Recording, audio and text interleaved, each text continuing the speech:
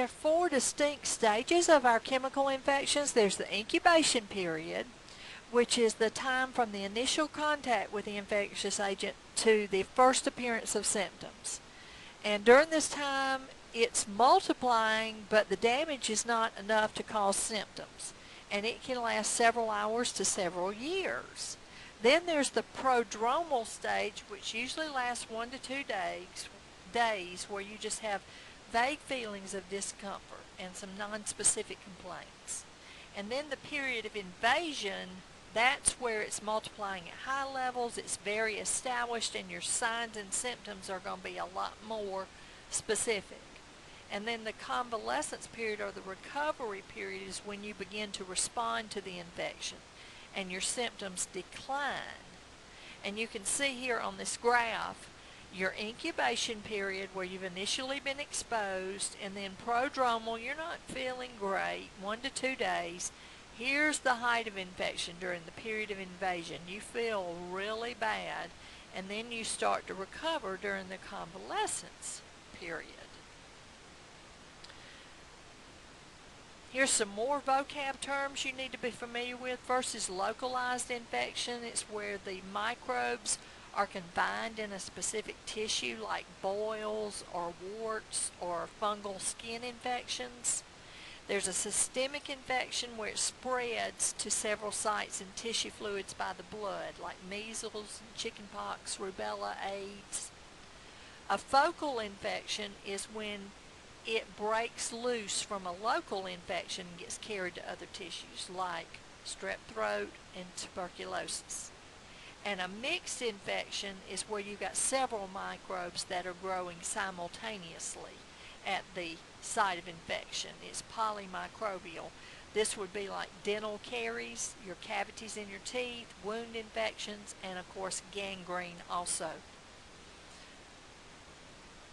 The primary infection is the initial infection. The secondary infection is a subsequent infection that's caused by a different microbe, like when a child has chickenpox and they scratch it and they end up infecting it with Staphylococcus aureus that's always on their skin, but it causes a secondary infection.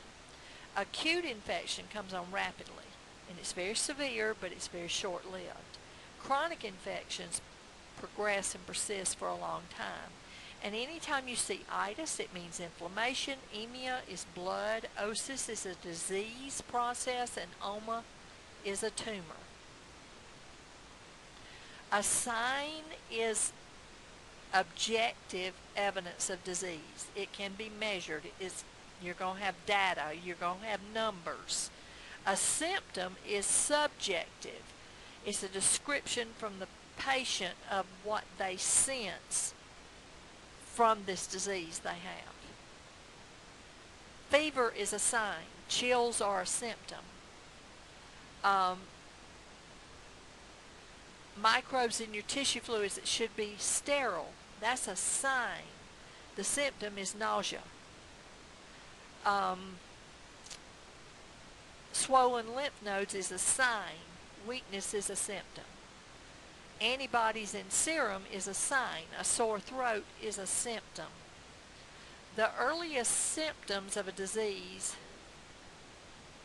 will happen as your body's defenses are activated. You'll have fever, pain, soreness, swelling. But signs of infection could be edema, where fluid accumulates, granulomas and abscesses, and lymphadenitis, where your lymph nodes swell.